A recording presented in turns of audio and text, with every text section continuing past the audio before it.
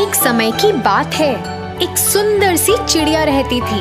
वो दाना और अनाज इकट्ठा करती थी जिससे खाना बना के खा सके। कुछ दिन बीते और उसके आस पड़ोस में दोस्ती हो गई। वहाँ एक मोर, कौवा, चूहा और एक बंदर था। फिर सारे जानवर बारी बारी से खाना और दाना इकट्ठा करते और फिर साथ में बनाते और उसे खाते भी थे। फिर एक दिन खाना इकट्ठा करने की बंदर की बारी आई। मैंने तो हर जगह ढूंढा, मुझे थोड़े से भी दाने नहीं मिले। मैं बहुत थक गया हूँ, बंदर ने कहा। बाकी जानवर बहुत भूखे और निराश थे।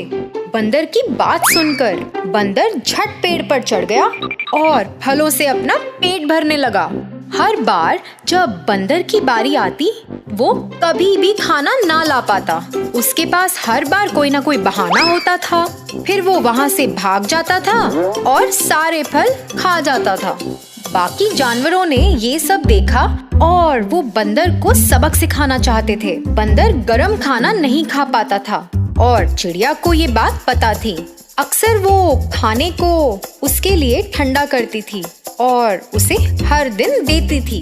उसकी ऐसी हरकत देखने पर चिड़िया ने सोचा कि उसे सबक सिखाने के लिए उसे बस गरम खाना देना चाहिए।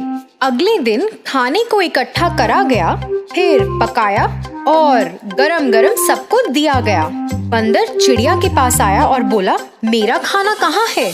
जाओ, वहाँ है, खा लो। चिड़िया बोली। जब बंदर ने खाना खाया, उसका मुंह जल गया और उसका चेहरा लाल हो गया। वो पानी पीने के लिए भागा जिससे ठंडा हो जाए।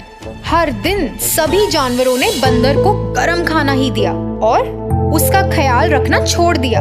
सबने अपने काम से मतलब रखा और बंदर को उसके हाल पे ही छोड़ दिया। जब बंदर की दाना लाने की बारी होती, वो सब उसकी राह ना देखते। सभी जानवर एक एक कर जाने की बजाय साथ में खाना लेने जाते।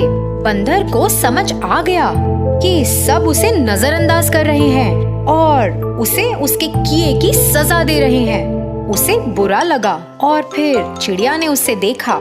चिड़िया बोली, हे दोस्त, तुम उदास क्यों हो?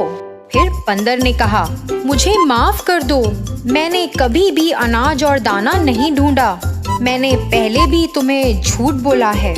फिर चिड़िया ने कहा, मुझे पता है तुमने कभी भी खाना नहीं ढूंढा, बस हमें झूठ बोला है। तुम्हें पता था फिर भी तुम रोज मुझे खाना देती थी? बंदर ने पूछा। फिर चिड़िया ने उत्तर दिया, हाँ, मुझे पता है, पर मैं चाहती थी कि तुम्हें अपनी गलती का एहसास हो, तभी हम तुमसे अच्छे से बात नहीं करते थे और तुम्हारी राह भी नहीं देखते थे। मुझे उम्मीद है तुम्हें तुम्हारी गलती का एहसास हो गया होगा।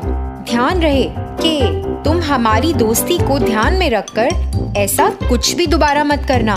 तो बच्चों, इस कहानी का शीर्षक है कि अपने दोस्तों को अपने स्वार्थ के कारण कभी भी झूठ